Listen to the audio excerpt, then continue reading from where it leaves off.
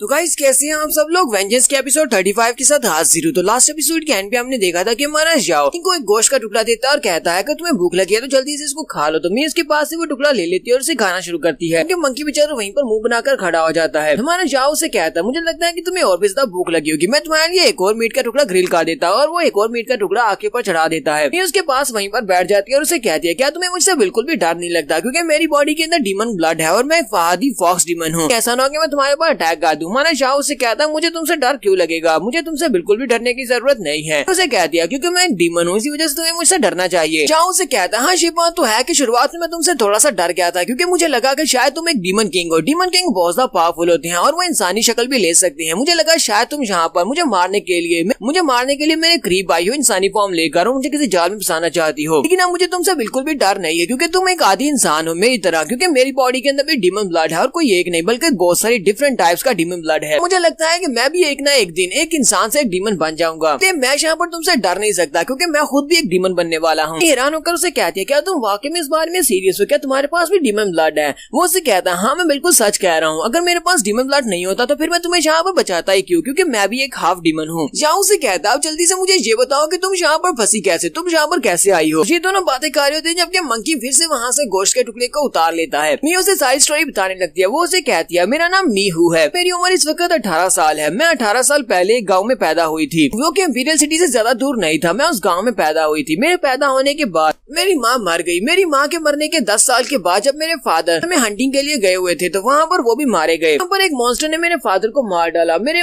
Father के मरने के बाद उसी साल ही मेरी ग्रैंड माँ मेरी दादी माँ वो भी मर गई। और दादी माँ के मरने के बाद जो कि मुझे बहुत ज्यादा प्यार करती थी, अब मुझे प्यार करने वाला कोई भी नहीं बचा था, जिसकी वजह से सभी लोग मुझे बुली करना शुरू कर दिया। उन सभी को लगता है कि मैं एक जिंक्स हूँ, यानी कि मैं एक शराबीत हूँ। जिसके साथ भी मैं रहती हूँ वो लोग मारे जाते हैं, उनकी किस्मत खराब हो जाती है। ये सब कुछ देखने के बाद मेरे ग्रैंडफादर जो कि एक म्यूजिशियन थे वो मेरे पास आए और मुझे अपने साथ लेकर वहाँ से चले आए। ग्रैंडपा मुझे अपने साथ उस गाँव से लेकर इंपीरियल सिटी में आ गए। इंपीरियल सिटी में आने के बाद हम लोग यहाँ पर अपनी जिंदगी के लिए यानी कि पैसे कमाने के लिए यहाँ पर गाना गाते और साथ में मैं डांस करती थी। ग्रैंडपा बहुत ही अच्छा म्यूजिक बजाते थे, जबकि मैं उनके साथ काफी सारे होटलों में जाती और वहाँ पर जाकर डांस करती थी। इसी तरह हम लोग यहाँ पर पैसा कमाते थे ताकि हम लोग अपनी जिंदगी गुजार सकें। याओ से कहता है क्या तुमने अपनी सारी जिंदगी इसी तरह गुजारी है। वो उसे कहती है हाँ मैंने अपनी सारी जिंदगी इसी तरह गुजारी है, रेस्टोरेंट्स में नाच नाच कर। तो साथ ही वो रोना शुरू कर देती है। याओ से कहता है तुम्हारे साथ तो वाकई में बहुत ही बुरा हो। वो उसे कहती है मुझे इस सबसे इतना फर्क नहीं पड़ता, क्योंकि जिंदा रहने के लिए कुछ ना कुछ तो करना था, इसी वजह से मैं वहाँ पर ग्रैंडपा के साथ नाचती थी। लेकिन फिर एक दिन अचानक मैंने अपनी पावर्स को अवेकन कर लिया, यानी कि मेरी पूंछ और मेरे कान निकल आए। तो मेरे ग्रैंडपा मुझसे बहुत ज्यादा डर गए। ग्रैंडपा को लगा कि किसी वक्त मैं उनको भी मार डालूंगी। इसी वजह से ग्रैंडपा ने मुझसे बहुत ज्यादा डरना शुरू कर दिया। तो मुझे भी पता चल गया था कि अब मैं एक डीमन बनने वाली हूँ। तो मैं ग्रैंडपा को छोड़कर नो डीमन एबिस में चली आई। मैं इंसानों से दूर आ गई हूँ ताकि मैं किसी इंसान को ना नुकसान पहुंचाऊं और यहाँ पर अकेले इन सारे डीमंस में मर सकूं। हमारा जाओ मी के सर पे हाथ रखता है और उसे कहता है मी मुझे ये बताओ क्या तुम मेरे पर भरोसा करती हो। मी उसे कहती है हाँ मैं तुम्हारे पर भरोसा करती हूँ। मुझे पता है कि मिस्टर जाओ तुम एक वाकई में बहुत ही अच्छे इंसान हो। हमारा जाओ उसे कहता है तुम्हें आज के बाद मुझे मिस्टर जाओ कहने की जरूरत नहीं है, ये बहुत ज्यादा अजीब लगता है। तुम मुझे यहाँ पर सिर्फ जाओ ही कह सकती हो। जाओ उसे कहता है अगर तुम्हें मेरे ऊपर भरोसा है तो फिर तुम मेरे साथ रह सकती हो, मेरे साथ आओ, मैं तुम्हें अपने साथ लेकर जाऊंगा, फ्यूचर में तुम मेरे साथ रहोगी।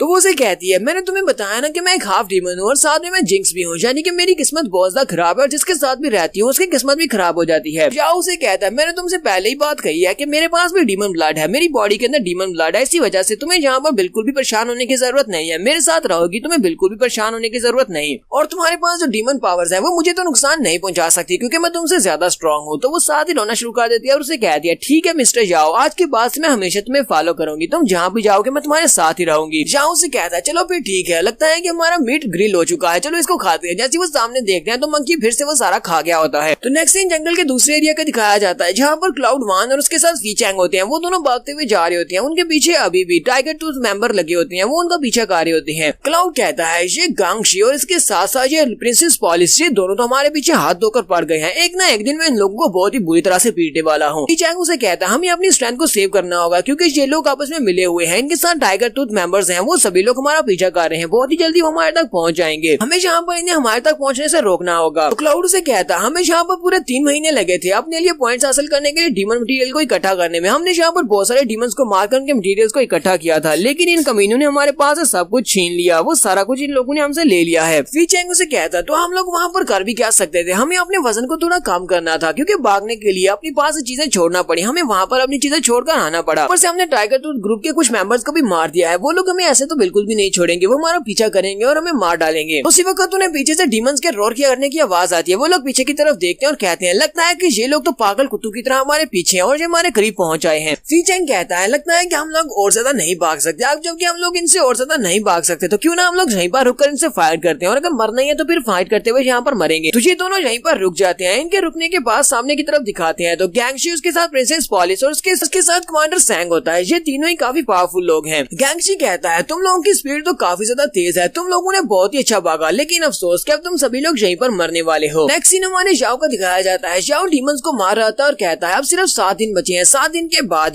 बाद ये ट्रायल कंपटीशन खत्म होने वाला है और हमें 9 डीमन अबिस से बाहर जाना होगा। मेरे दोनों दोस्त कैसे होंगे? मुझे लगता है कि पहले जाकर उन दोनों को ढूंढना चाहिए। जाओ वहाँ पर खड़ा होता है तो मीनू से कहती है मिस्टर जाओ प्लीज यहाँ पर आओ, मुझे लगता है कोई चीज इस तरफ आ रही है, कोई डीमंस आ रहे हैं। तो मंकी उसे कहता है ब्रो जहाँ सामने की तरफ देखो, यहाँ पर तो डीमन हॉर्सेस है और ये काफी ज्यादा है। जाओ सामने की तरफ देखता है तो वहाँ पर बहुत सारे सफेद कलर के डीमन हॉर्सेस होते हैं। वो लोग चुपकर वहाँ से देखते हैं और कहते हैं जी तो वाकई में बहुत ज्यादा शानदार घोड़े हैं, मीडियम लेवल से भी अप लेवल के डीमंस होते हैं। मुझे लगता है कि इनमें से किसी एक घोड़े को पकड़ लेते हैं और उसके ऊपर बैठकर आगे बढ़ते हैं, क्योंकि ये बिल्कुल परफेक्ट रहेंगे हमारी सवारी के लिए। तो वहीं पर वो घोड़े क्या कर रहे होते हैं, वो घोड़े एक ब्लैक कलर के छोटे घोड़े को मार रहे होते हैं, क्योंकि उस घोड़े का साइज छोटा होता है और वो ब्लैक कलर का होता है। इसी वजह से बाकी के सारे घोड़े उसे बुली कर रहे होते हैं। तो बेचारा उन सभी से मार खा रहा होता है। वो कहता है यहाँ पर हो क्या रहा है, लगता है कि इस जंगल का लॉ भी बिल्कुल वैसा ही है, अगर आप कमजोर हो तो आपको भी बुली किया जाएगा, जिस तरह हमारी दुनिया में अगर हम लोग कमजोर हैं तो हमारे दूसरे पावरफुल लोग हमें बुली करते हैं। तो मीहू उसे कहती है ब्रदर जाओ, मुझे लगता है कि तुम्हें जाकर उसकी मदद करनी चाहिए, क्योंकि वो बिल्कुल हमारी तरह है, वो हमें हमारी तरह बिल्कुल उसे बुली कर रहे हैं, उसको बचाना चाहिए। जाओ उसे कहता हाँ क्यों नहीं, मैं इसको जाकर बचाता हूँ, और उठकर खड़ा हो जाता है और कहता है ये छोटा ब्लैक घोड़ा मुझे यहाँ पर फॉलो करने की कसम खाता है, तो फिर ठीक है मैं इसकी हेल्प करूंगा। तो जाओ सीधा उसके पास जाता है, बाकी के घोड़ों को भगा देता है और उसके पास जाकर उसे कहता है क्या तुम यहाँ पर स्ट्रॉन्ग बनना चाहते हो, क्या तुम स्ट्रॉन्ग बनकर इन सभी को हराना चाहते हो? मैं तुम्हारी मदद कर सकता हूँ, लेकिन बदले में तुम्हें मुझे फॉलो करना होगा। यहाँ पर तुम्हारे पास और कोई भी चॉइस नहीं है, अगर तुम मुझे फॉलो करोगे तो फिर मैं तुम्हें स्ट्रॉन्ग बना दूंगा, तुम इतने स्ट्रॉन्ग बन जाओगे कि तुम इन सभी लोगों को बुली कर सकते हो सकता है कि एक दिन तुम इन सारे के सारे घोड़ों का किंग बन जाओ, तुम्हें हॉर्सेस का डीमन किंग बना दूंगा। अपने पास एक पिल निकालता है और उस घोड़े को खिला देता है, वो घोड़ा इस पिल को खा लेता है। तो कहता है तुमने एक बहुत ही अच्छा डिसीजन लिया है, ठीक है तुम्हें पता है कि तुम्हें क्या करना है, क्योंकि तुमने इस पिल को खा लिया है तो अब फ्यूचर में तुम्हारी स्ट्रेंथ काफी ज्यादा बढ़ेगी। अब मैं यहाँ से जा रहा हूँ। नेक्स्ट सीन में फिर से क्लाउड वन का दिखाया जाता है। क्लाउड वन चिल्लाकर कहता है गैंगशी क्या तुम्हें वाकई में लगता है कि तुम यहाँ पर मुझे मार सकते हो? तुम्हें इस बारे में नहीं पता कि मैं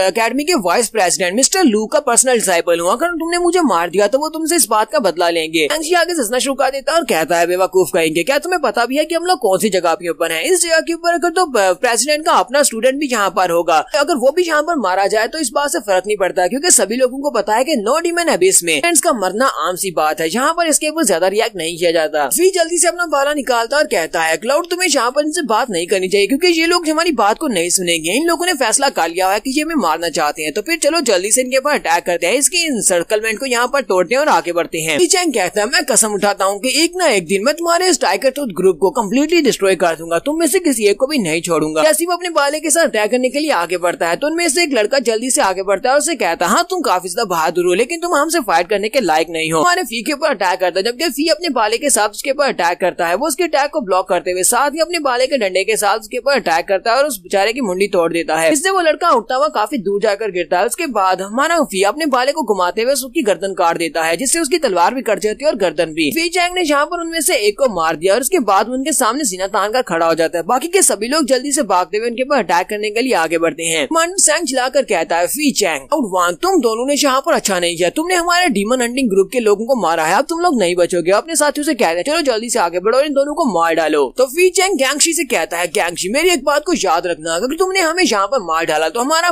भाई जाओ यहाँ पर तुमसे इस बात का बदला जरूर लेगा, वो तुम्हें ढूंढ कर मार डालेगा। अभी भी तुम्हारे पास टाइम है, यहाँ से वापस चले जाओ। गैंगशी उनसे कहता है यहाँ पर हमारा तुम्हारे साथ कोई भी झगड़ा नहीं है, ये सब कुछ तुम्हारे इस ब्रो की वजह से हो रहा है। अगर तुम्हारा ब्रो जाओ हमसे पंगा नहीं लेता तो फिर यहाँ पर ये सब कुछ बिल्कुल भी नहीं होता। आज उसकी वजह से तुम दोनों मरने वाले हो। मरने के बाद दूसरी दुनिया में जाकर अपने उस ब्रो को थैंक यू जरूर बोलना की वजह से तुम लोग यहाँ पर मारे गए हो। क्लाउड वन कहता है अगर मुझे यहाँ पर मरना ही है तो फिर मैं ऐसे तो बिल्कुल भी नहीं मरूंगा। वो अपनी पावर्स को रिलीज करता है और कहता है मैं तुम में से काफी सारों को अपने साथ लेकर जाऊंगा। उसी वक्त एक लड़का उसके ऊपर अटैक करने के लिए आगे बढ़ता है तो क्लाउड अपनी दोनों तलवारों को लेकर जल्दी से आगे बढ़ता है और उसके ऊपर अटैक करता है और उस लड़के को काट देता है। दूसरी तरफ एक लड़का खड़ा होता है, हमारा फी चैंग आगे बढ़ता है, अपने बाले को उसकी बॉडी के अंदर दंसाकर उस लड़के को भी मार देता है। वो इन्होंने 2 और मेंबर को भी मार दिया है। फी चैंग क्लाउड से कहता है, क्लाउड चलो जल्दी से मिलकर आगे बढ़ो, और दोनों इनको मारते हुए आगे बढ़ते हैं। तो वहाँ पर बहुत सारे लोग होते हैं, वो काफी ज्यादा होते हैं, लेकिन ये दोनों भी काफी ज्यादा अच्छे से फाइट कर रहे होते हैं। कमांडर सैंग वहाँ पर खड़ा ये सब कुछ देख रहा होता है और उसे काफी ज्यादा गुस्सा आ रहा होता है। तो उसके 2 मेंबर्स उड़ते हुए उसके पास आकर गिरते हैं तो इस बात से कमांडर सैंग बहुत ज्यादा गुस्सा हो जाता है और कहता है, लगता है कि मुझे इनको मारना होगा, और वो जल्दी से जंप करते हुए अरीना में उतर आता है। तो यहाँ पर हम लोग अपनी एपिसोड 35 का एंड करेंगे। एपिसोड की एक्सप्लेनेशन अच्छी लगी हो तो कमेंट करके जरूर बताइएगा। चैनल को सब्सक्राइब कर दे, वीडियो को लाइक और शेयर कर दें। शुक्रिया।